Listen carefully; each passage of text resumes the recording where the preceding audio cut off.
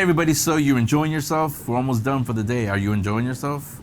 Yeah, us too. We're enjoying seeing your comments, and we've gotten some emails saying how much you guys are enjoying all the panels, so we got more to come. We're not done yet.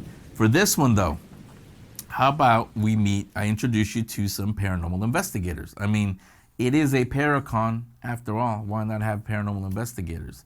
So let me introduce you to Matt McGuirk and Ken Smith. They're both investigators, although, funny enough, and you'll hear about that in a second, they've never investigated together. They are related, but they never investigated together. There's a reason for that. There's a physical reason for that, actually. You'll hear about that also. So they have two things. They have Phantom Journeys Coffee and Phantom Journeys Podcast, a new podcast that just began. You'll hear about that in a second. You're also going to hear from Ken Smith about Alien Soda Company. Now, if you listen to Paranormal Perception, the show, you already know about Alien Soda Company. You should by this point. They're one of our sponsors. It's also one of OC Paracon's sponsors. So you'll hear about that. And, well, it's going to be a fun one. Yes, spooky also. So let's introduce you to a pair of paranormal investigators who, oddly enough, have never investigated together, but they've done plenty of investigating. Matt McGuirk, Ken Smith. You're going to hear from them in just a moment. OC Paracon 2023 is sponsored by Alien Soda Company for all things out of this world. Visit aliensodacompany.shop and use coupon code PERCEPTION at checkout for 10% off your order. CoffinCode.com, makers of coffin-shaped wireless phone chargers. Lay your phone to rest. Paralinked, the social networking site for paranormal enthusiasts by paranormal enthusiasts.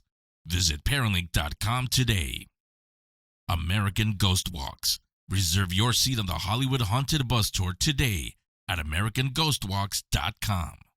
Psychic and trance medium and paranormal investigator Jade Foster. Book a reading with Jade Foster today. And AirPoint Heating and Air Conditioning. Get ready for fall and winter with their $69 furnace tune-up special.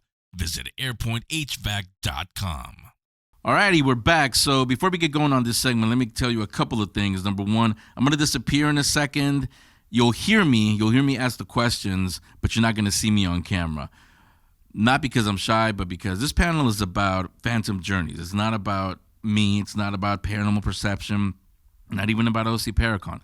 So you don't really need to see me. You will hear me, like I said. You'll hear the questions, and this camera over here will be on the guys the whole time. The second thing, I will come back at the end of this. I will come back on camera because, as you've gathered by watching all the panels all day today and tomorrow, we're all giving stuff away. Well, the panelists, they're giving stuff away, giving you a treat. 'Tis the season, after all. This panel, no different. So I will come back at the end on camera, and I will ask the question, and whoever gets it right gets this, well, not this bag. This bag is mine, but you'll get a brand new bag of Phantom Journeys coffee. What is that, you might be asking? Well, you're about to find out right now. Let me introduce you to the guys and turn it over to them. Here is Matt McGuirk and Ken Smith. Hey, guys. Hey, how you doing? How you doing? Pretty good. So thanks again for Alien Soda, for sponsoring OC Paracon and Paranormal Perception this whole time. So, but we're not talking about Paranormal Perception. This is all about you guys. Let us start first of all with Phantom Journeys. Why is it called Phantom Journeys? What does that mean?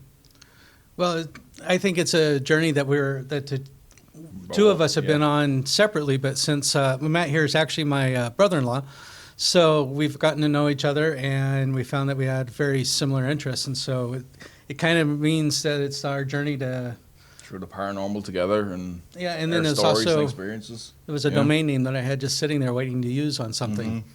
So before you became became family, did you two have paranormal experiences? Yes. Absolutely. Okay. Yeah. I know you all want to hear that, so who wants to go first? Start with those.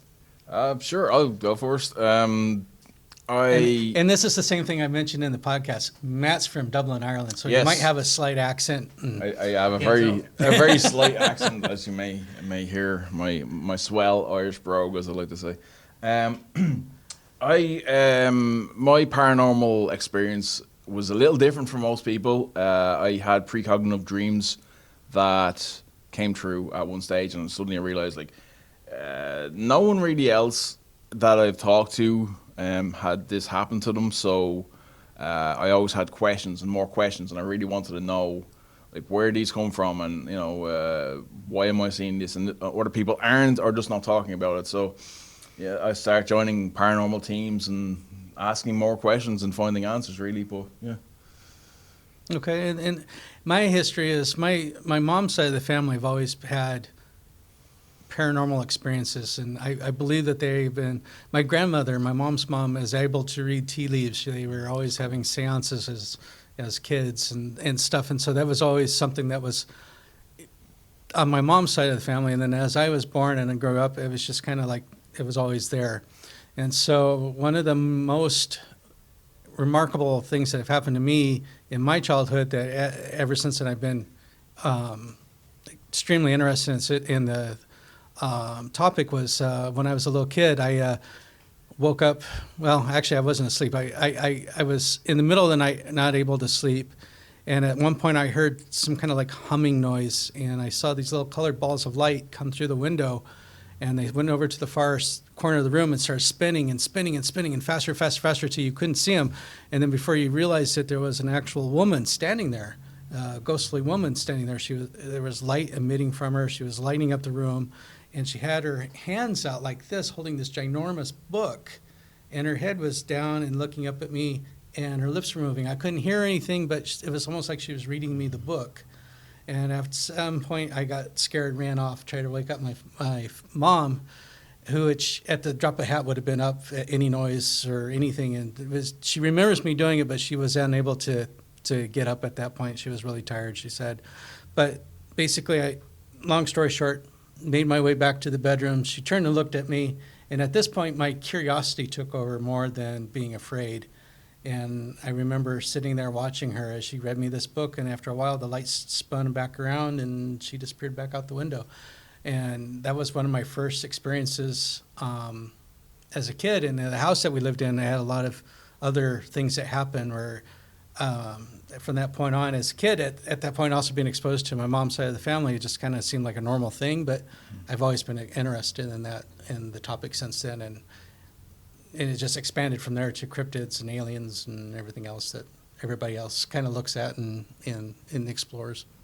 How old were you both when you started to really seriously research and start to investigate the paranormal? I want to say I was about 15 or 16. I think I seen a movie. I think it was called White Noise, and that got me into the whole like, I want to investigate. People investigate stuff like, yeah, I'm down for this. So that's kind of where it started from. So, yeah. For me, it's probably about my early 20s, where organized the first ghost hunt with some friends that had similar ideas or similar interests, who were there just kind of experience it. I don't think they were really investigators, but they were like, yeah, we'll go with you. And so they came with me. But then when I moved to Tennessee in around 93, that's where things really started becoming more and more to the point I really wanted to delve into it more and investigate more. So Matt said it was from a movie where he kind of got the idea on how to investigate. But for you, how did you know what to do for an investigation? Well, that's the thing. This is long before any of the multitude of paranormal shows that we see on TV now. This was early 90s, late 80s, early 90s, and so it was kind of winging it. And at that point, I was working also as a professional photographer, so I set up camera gear knowing ways that doing long exposures without overexposing the film, that if something materialized, I should be able to get something. And so that was one point. And then we also were using voice-activated recorders. And we, at one point in one investigation in Georgetown, Colorado, we had there was a top floor, which was an attic that was unfinished. So you couldn't walk out beyond maybe 3 feet because the floor was unfinished, and so you'd fall through the ceiling. So we actually reached out, as one of us held the other person. We reached out and we put this recorder out as far away from anybody that we could. And after a while, we went and retrieved it and found that there's actually, it was voice activated, so after a while there was some tape that was used, and we played it back, and you can hear, us downstairs in the background, but all of a sudden you hear, really loud into the speaker, and so that kind of freaked us out. But that was one of our first times for getting something that kind of made us think, oh, wait, there's something more to it than just ghost stories and whatnot. Yeah, and by the way, I know you're all wondering, can't we see the footage? Well, it is literally lost footage. We were actually talking about that before we started recording, so sorry, no, we can't show you. Unfortunately, yeah. Yeah, sorry about that. But that actually leads to another question. Because you hadn't actually told me that about you. I think you mentioned that you used to do professional photography before, Right. but you didn't mention that it was before all the TV shows that we have. Oh, now. right. So when those started coming out, I think Ghost Hunters was one of the first ones Right. before even Ghost Adventures. But when those TV shows started coming out and you watched them, being a professional photographer, knowing how cameras work, how all that stuff works, what did you think? Did you think like, hey, this Well, legit? I was definitely interested in, I mean, I started collecting all the, can't remember if it's still VHS or it was DVDs by that point, but I was starting collecting the Ghost Hunters show because I found it really interesting, and they were actually the first ones, and it was really interesting to watch how they do it. But watching a lot of the videos, I mean, a lot of the cameras when their first seasons weren't 4K quality like we have now, so there was a lot of graininess to it. But and this is one of the things that Matt and I spoke on one of our, I can't remember if it was one of our episodes. It was one of our waffle hours. We were talking about ghost photography. That's right, yeah. And the thing that I have that I see that a lot of people are misunderstanding is the way that a lot of the doorbell cams and those type of things work, because they're infrared, but the infrared light only goes out for 20 feet at the most, depending on the quality. So anything beyond that, anything moving is going to look translucent because there's not enough light hitting it.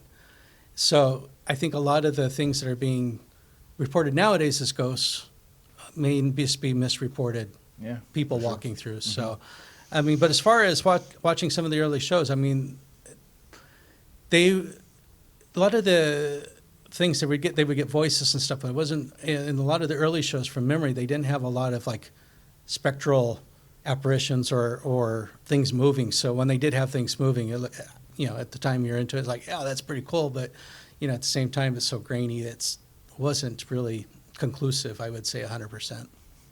Okay, so after that, Matt, for you, when did you first start watching the paranormal shows, the TV shows? Oh, it would have been in the 90s. We had an English TV show, I think it was called Most Haunted, and it had a lot of people talking, well, is this real or isn't it? I can't remember the people who did it, but it was just so dramatized that everyone just joked about it. I was saying, wouldn't it be so cool if we could like do it ourselves and actually do it right? You know what I mean? I think it was Derek Accord. I don't know if that name ever rings a bell, but he was one of the people. And I can't remember the other people, but it was comical. But we started looking into more and seeing like Ghost Hunters International and all the rest of them from there. So I want to say we kind of leveled up from the comedy sketches of Most Wanted, I think it was called. So. Well, the one show from the early 90s or mid 90s that I wish would come back would be Sightings. I love that show. Where it was done more like a news broadcast about the paranormal and just I love that show. I would miss that show for the world. The rest of them would be, oh yeah, I saw that. But Sightings, man, I was always there, always had it recording, whatever, if I couldn't watch it. But I would love. You can't even find those like on Amazon or anything right now. So it'd be nice to re-release some of those old episodes, and it'd be great to see that show come back. Yeah, I feel the same way about In Search of with Oh, Leonard Nimoy. They did try to bring it back just recently with I can't think of the guy's name. The guy that played Spock in the last Star Trek movies. Oh, you're right. It wasn't Leonard Nimoy. So Was it Leonard Nimoy? This is not That the is true. same. We're dating ourselves. And yes, I did have to go out and buy the box set and DVD when Of course. they were released. Well, for you two, now that you're investigators, do you two have any psychic abilities, mediumship abilities? I mean, other than having had seen the future once, from my own future though, at one stage. It hasn't really happened since for me, but every now and again I'll get like an ESP. Like something will happen after I kind of said it, or like, oh, imagine if that happened, and then it happens. It's like, ooh. But it could be a coincidence at the end of the day too. Wait. But Let's test it. All right, go for it. Let's all get $1 million right now. Or at least the winning lottery numbers, yeah. And the winning lottery. We had an episode. We had an episode where we were talking, and I was like, "Okay, so you're a spirit, and you want to just fool with the people that are trying. So what would you tell them if you were the ghost in the ghost hunt?" And we were just saying, well, we would just make up 6 random numbers and tell them it was the lottery numbers, and not tell them for what tell them date. when, but yeah, just wait for them, just to drive them crazy over the next 20 years trying to play those numbers. There. See, everybody that's watching, in Paranormal Perception episodes, when I say if you were a silly person in real life, you'll be the same way in the afterlife. There's proof right there. Right here. Yeah. No, but I'm asking that about abilities though, because when you investigate, when you go out on investigations, do you rely more on the technology, the REM pods, all the things that we see, or on abilities if you had any? Well, from going back to I was mentioning my mom's side of the family, I've felt like I've had the ability to make connections, but I have to really work at it. So when I was younger, and it just seemed like it was something that just came natural. But then when I didn't concentrate on it after so long, it's like I think it was kind of a use it or lose it situation. So now for me to do it, I really have to really work at it. But I mean, there's times where I walk into a room, it's like, oh wait, there was a fire in this room or something. That we've done that in the past investigations and find out that, yeah, back in the 50s when the house was, someone living there, the house caught on fire in that room.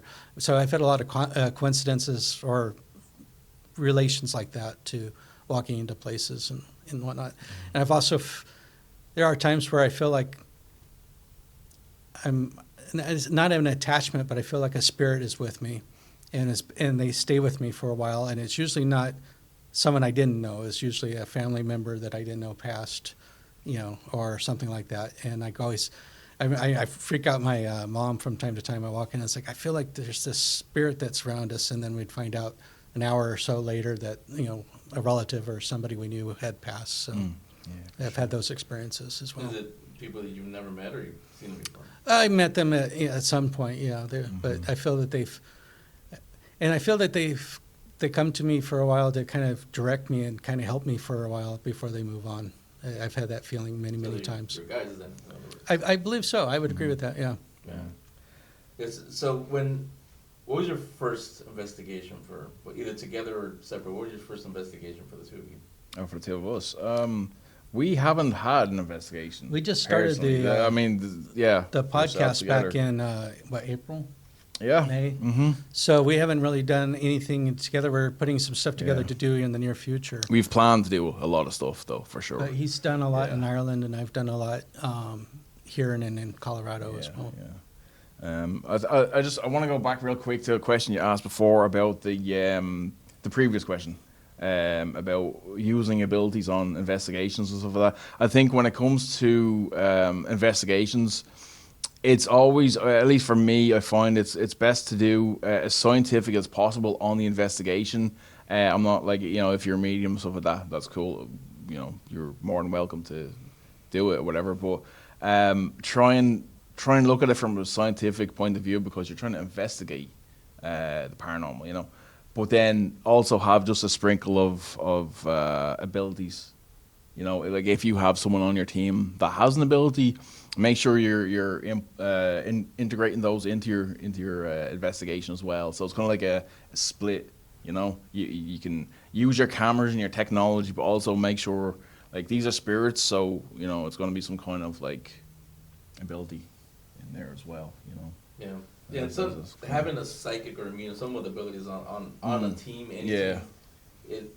they could contradict each other, but most of the time they actually one confirms the other. Yeah, like for sure. REM pods or a light or something going off, and then the psychic or the medium says, "Yes, I'm getting this." Oh, that's exactly what I got. The opposite. Yeah, for sure. Yeah.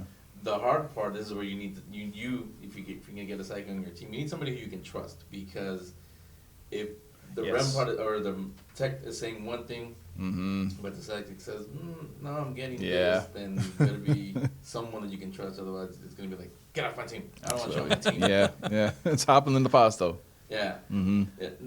So for you guys, you haven't investigated together, but Matt, let me go to you. We were actually talking about this off the air. We did something. I forget what we were doing, but we were talking a little bit off the air. Let me bring it here on the OC Paracon panel, and you were telling me about there is a difference between the way we investigate here in the U.S. and the ways that in Ireland. Let's talk about that. Yeah. I kind of feel like here in the United States, there's so many cultures and there's so many belief systems. It's just, you really have to do your research on what's happening. Like if someone has a haunting in their house, like find out what their religion is, find out what their spiritual beliefs are, you know, because if you go in there with like a Catholic to a, I don't know, Hindu house, you're probably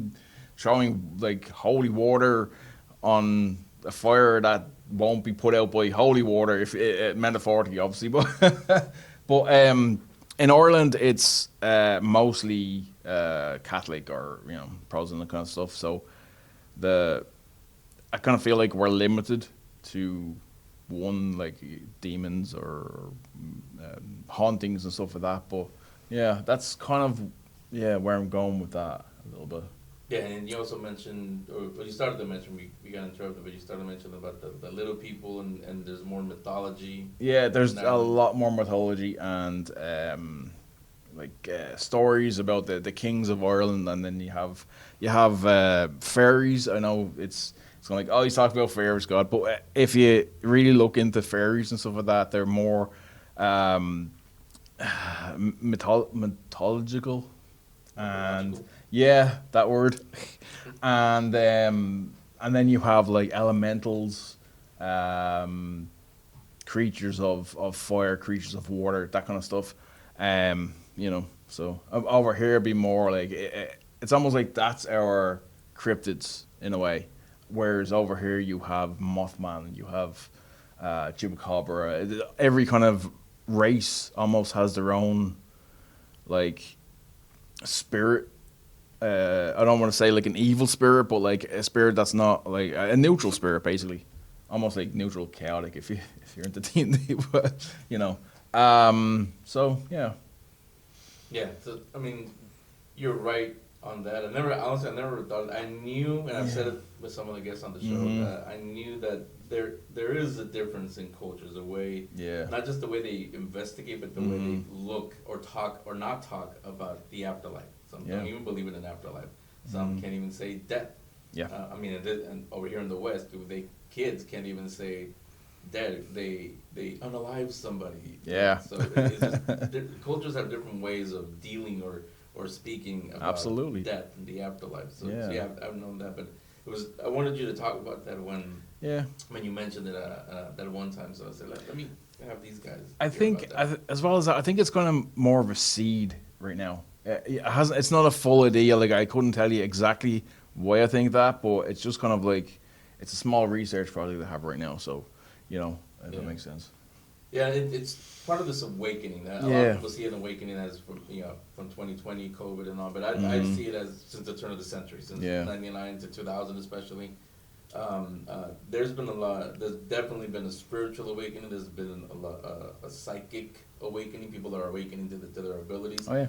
And there's definitely more of I call it an acceptance, but it's really more an awakening to that. There is something on the other side. That's why I brand the show Paranormal Perception as not the same old paranormal. That's exactly what I mean. Right. That we're not going to deal with REM pods going off or an ovulus or this or that. We've had decades of that from Hans Holzer, the Warrens, to now Zach Bagans and whatever new shows coming on television. So my question on Paranormal Perception has always been, okay, what's next? So okay, we're getting signals, we're getting words, we're getting this. Why? Why are we getting those words? What are they trying to tell us? What is their story? Yeah, so for sure.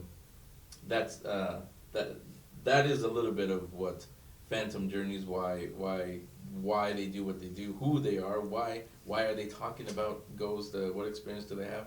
Now you know, and you're gonna get another story.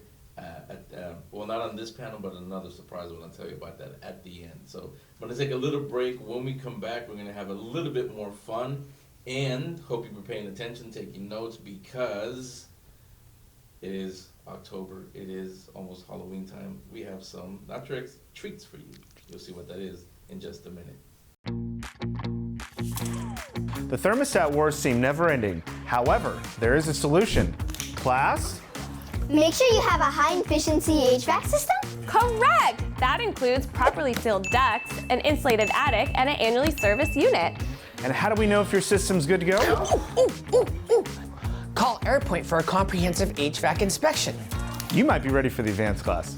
Yes. Call AirPoint to schedule your no-cost consultation today. All right, so now it's time to give something to you, give you a treat.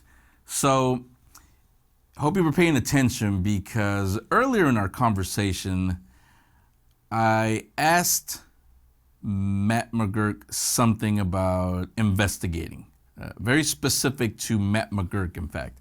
It's a difference between Ireland, the way they investigate in Ireland, and the way we investigate over here in the United States. There was a particular answer that he gave. That's what I'm looking for. I'm looking for what is the difference between the way you investigate in Ireland and the way you investigate here in the United States. So if you don't remember, scroll back a little bit. It was in our conversation there. So all weekend long, you see the email right here. All weekend long, send the right answer right there. We'll pick one of you randomly on Monday and let you know that you won. Oh, what did you win? Well, that. What else would you win? They talked about it. The coffee, the Phantom coffee. This one, not this one. This one is mine, but you'll get a brand new bag. This one is the Chupacabra Mexican chocolate.